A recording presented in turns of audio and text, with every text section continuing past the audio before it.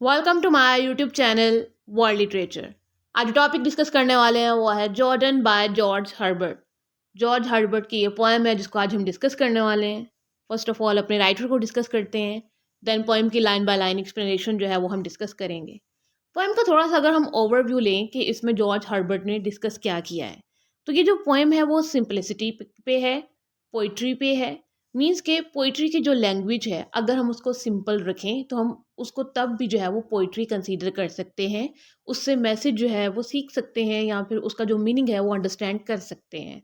तो यहाँ पे जो जॉर्ज हर्बर्ट हैं वो उन लोगों को क्रिटिक कर रहे हैं जो पोइट्री में बहुत ज़्यादा फैशन को इन्वॉल्व करते हैं या फिर पोइट्री में बहुत ज़्यादा ऑर्नामेंट्स को और उसको अडोन करते हैं एंड लाइंस को जो है वो बहुत ज़्यादा कॉम्प्लेक्स बना देते हैं। उन सबको इन्होंने क्रिटिक किया है।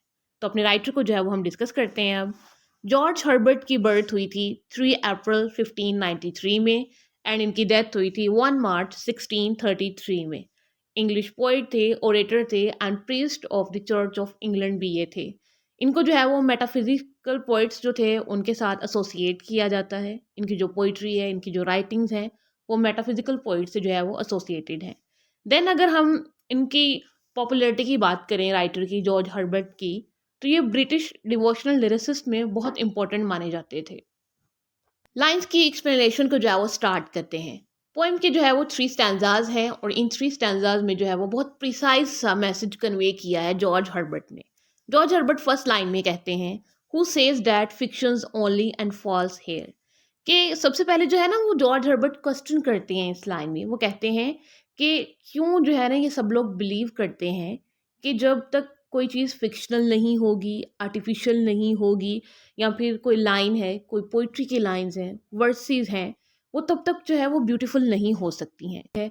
या फिर कोई वर्सेस तभी ब्यूटीफुल हो सकती हैं जब वो फॉल्स होंगी, आर्टिफिशियल होंगी, उनमें जो है ना वो बहुत ज़्यादा जो आर्टिफिशियलिटी है वो दिखाई जाएगी, या फिर उसमें मून एंड स्टार्स एंड उनको बहुत आर्टिफिशियल वे में दिखाया जाएगा, तभी जो है वो ब्यूटीफुल हो सकती है।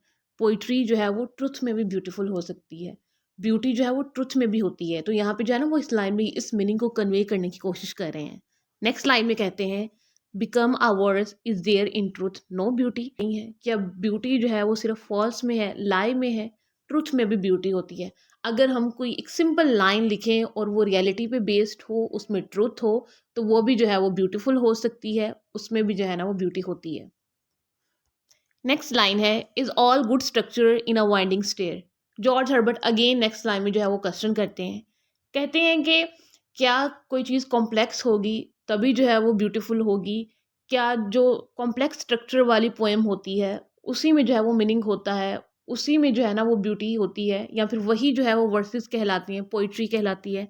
क्या हम सिंपल स्ट्रक्चर को उसको जो है वो पोइट्री कंसीडर नहीं कर सकते हैं? तो यहाँ पे जब वो क्रिटिक कर रहे हैं सोसाइटी को, राइटर्स को, जो कि ऐसी पोइट्री लिखते हैं जो कि कॉम्प्लेक्स होती है, जो कि फॉल्स होती है, जो पे लाई पे जो है ना वो बेस करती है, जिसमें ट्रुथ नहीं होता है, उसको आर्टिफिशियल वे से जो है वो ब्यूटीफुल बनाया जाता है। नेक्स्ट लाइन्स है, may no lines pass except they do their duty, not to a true but painted chair. Then कहते हैं कि क्या हम किसी पोइट्री को एक सिंपल वे में अंडरस्टैंड नहीं कर सकते हैं, उसको लिख नहीं सकते हैं? क्या ज़रूरी है कि किसी चीज़ का जो है वो आर्टिफिशियल होना या फिर किसी चीज़ का जो है वो बहुत ज़्यादा डेकोरेटिव होना तभी वो इफ़ेक्टिव हो सकती है? तो क्या सिंपल चीज़ इफ़ेक्टिव नहीं हो सकती? ज़रूरी है कि एक पेंटेड चेयर की तरह जो है ना वो किसी को अडोर किया जाए, उसे जो है ना वो ब्यूटीफाई किया जाए, उसे इस तरह से डेकोरेट करके देन पोएम की लाइन्स जो हैं वो लिखी जाएँ। हम सिंपल भी तो रह सकते हैं। नेक्स्ट लाइन्स है, is it not worth except enchanted groves and sudden arbours shadow coarse spun lines. कि क्या इंपॉर्टेंट है कि पोएम के अंदर आर्टिफिशियलिटी हो, उसमें रोमांटिक फीचर्स हों, आइडलिक सेटिंग्स हों, तभी क्या वो अपना मीनिंग कन्वे करेगी वो वर्ड्स, वो पोएटिक लाइन्स? क्या ज़रूरी है कि जो अनपॉलिश्ड लाइन्स हैं, जो ट्रुथ पे बेस्ड लाइन्स हैं, उनको ओवरशैडो करना इम्पॉर्टेंट है डेकोरेशन के साथ, उसको जो है वो आर्टिफिशियलिटी के साथ?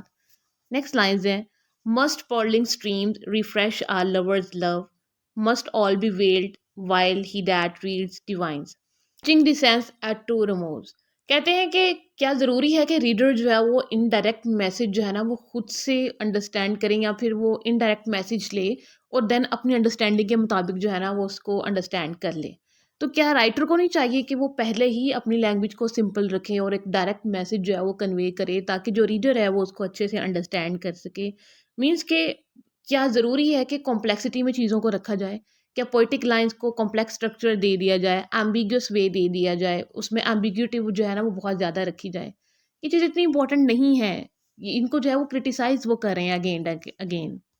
इनमें जॉर्ज हर्बर्ट बताते हैं कि हमें किन मेटाफर्स को यूज़ करना चाहिए, हमें किन टॉपिक्स को जो है वो चूज़ करना चाहिए, किन ऑब्जेक्ट्स को जो है ना वो अपनी पोइट्री में यूज़ करना चाहिए, ताकि हमारा रीडर भी जो है वो अच्छे से अंडरस्टैंड कर सके।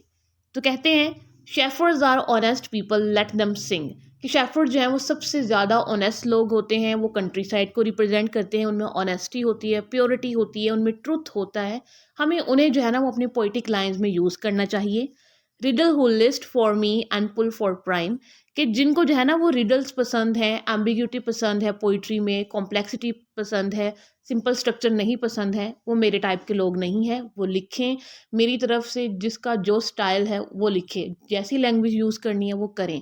बट मुझसे ये एक्सपेक्ट मत करें जॉर्ज हर्बर्ट से कि वो भी जो है ना वो कॉम्प्लेक्स लैंग्वेज को यूज़ करेंगे, कॉम्प्लेक्स स्ट्रक्चर को जो है वो यूज़ करेंगे। नेक्स्ट लाइन्स है आई इनवे नो मैंस नाइटिंगेल और स्प्रिंग।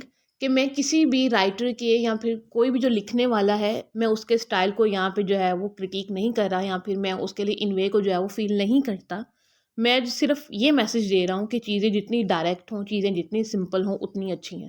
हमें आर्टिफिशियलिटी से जो है वो दूर रहना चाहिए, हमें नेचर के जो है वो क्लोज जाना चाहिए, और हमें रियलनेस पे जो है ना वो फोकस करना चाहिए।